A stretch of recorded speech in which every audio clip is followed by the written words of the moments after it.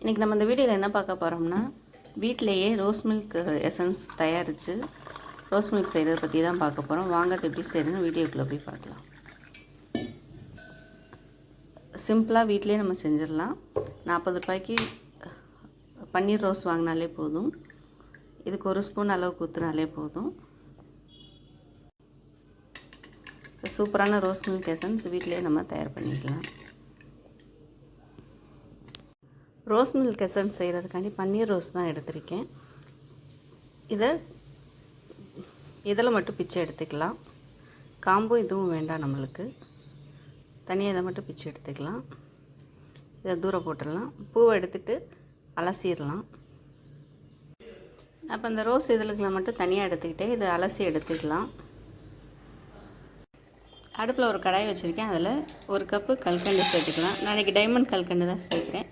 உங்களுக்கு வேணால் நீங்கள் பெரிய கல்கண்டு சேர்த்துக்கலாம். இதில் கொஞ்சம் தண்ணி ஊற்றிக்கலாம். 1 கப்புக்கு 1/2 கப் தண்ணி ஊற்றிக்கலாம். பனகல்கண்டு சீனி எடுக்கலாம், ஆனால் அந்தளவுக்கு இனிப்பு இருக்காது. ஸோ கல்கண்டு எடுத்துக்கிட்டிங்கன்னா இனிப்பு கரெக்டாக இருக்கும். இது கரையட்டும், ஒரு கம்பி பதம் வரட்டும்.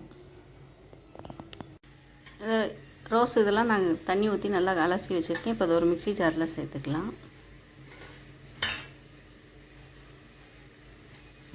இன்றைக்கி நான் கலருக்காக இது கூட ஒரு பீட்ரூட் சேர்க்குறேன்.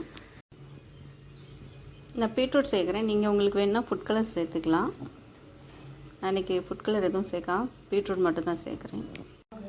தண்ணி ஊற்றி அரைக்க வேண்டாம், அப்படியே அரைச்சி எடுத்துக்கலாம். இந்த பூவில் உள்ள ஈரமே போதும். இப்போ கல்கண்டு எல்லாம் கரைஞ்சிருச்சு. இது ஒரு கம்பி பதம் வந்தால் போதும். இன்னும் வரல, இன்னும் கொஞ்சம் நேரம் இருக்கட்டும். இப்போ ஒரு கம்பி பதம் வந்துருச்சான்னு பார்ப்போம். ஒரு கம்பி பதம் வந்துருச்சு. இப்போ இது கூட 1/2 எலுமிச்சம்பழம் ஜூஸ் எடுத்து வச்சுருக்கேன், அதையும் சேர்த்துக்கலாம். இது எதுக்கு சேர்க்குறோம்னா, இந்த கம்பி பதம் இல்லாமல் கிறிஸ்டல் ஆகாமல் இருக்கிறதுக்காக. லெமன் சேர்க்கலைன்னா அது கிறிஸ்டல் ஆகிடும் அப்படியே. இப்போ இந்தளவுக்கு நைஸாக அரைச்சி எடுத்துக்கிட்டேன். இப்போ இந்த பேஸ்ட்டை அதில் சேர்த்துடலாம்.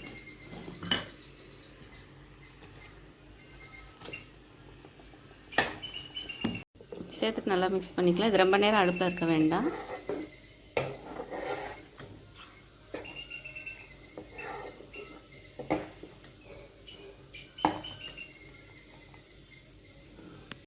லேஸ் அந்த மாதிரி ஒரு கொதி வந்தாலே போதும். இப்போ அடுப்பு ஆஃப் பண்ணிவிட்டு இதை ஃபில்ட்ரு பண்ணி எடுத்துக்கலாம்.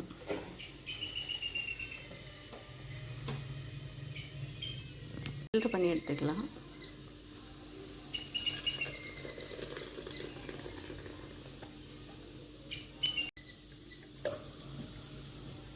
இதை நல்லா ஃபில்ட்ரு பண்ணி விட்டுறலாம்.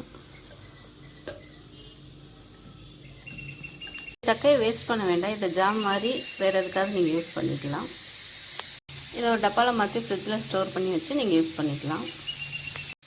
இப்போ இது ஆறினோன்னு ஒரு பாட்டிலில் ஊற்றி வச்சுக்கலாம். இன்றைக்கி நம்ம இந்த வீடியோவில் என்ன பார்க்க போகிறோம்னா, வீட்டிலையே ரோஸ் மில்க் எசன்ஸ் தயாரித்து ரோஸ் மில்க் செய்கிறத பற்றி தான் பார்க்க போகிறோம். வாங்க அது எப்படி செய்கிறதுன்னு வீடியோக்குள்ளே போய் பார்க்கலாம். சிம்பிளாக வீட்டிலே நம்ம செஞ்சிடலாம். 40 ரூபாய்க்கு பன்னீர் ரோஸ் வாங்கினாலே போதும். இதுக்கு 1 ஸ்பூன் அளவுக்கு ஊற்றினாலே போதும். சூப்பரான ரோஸ் மில்க் எசன்ஸ் வீட்டிலே நம்ம தயார் பண்ணிக்கலாம். இதை நீங்கள் எப்படியும் சாப்பிட்லாம். உங்களுக்கு வேணும்னா பாதாம் பிசின் சப்ஜா சீட்ஸும் சேர்த்துக்கலாம். நான் இன்றைக்கி பாதாம் பிசின் சப்ஜா சீட்ஸும் சேர்க்குறேன். ஏன்னா பால் ஏற்கனவே ஃப்ரிட்ஜில் வச்சுருந்தனால கூலிங் பண்ணலை நான் மறுபடியும். உங்களுக்கு ஐஸ் கட்டி வேணுன்னா நீங்கள் போட்டு சாப்பிட்டுக்கலாம். இப்போ சுவையான ரோஸ் மில்க் வீட்டிலே தயார்.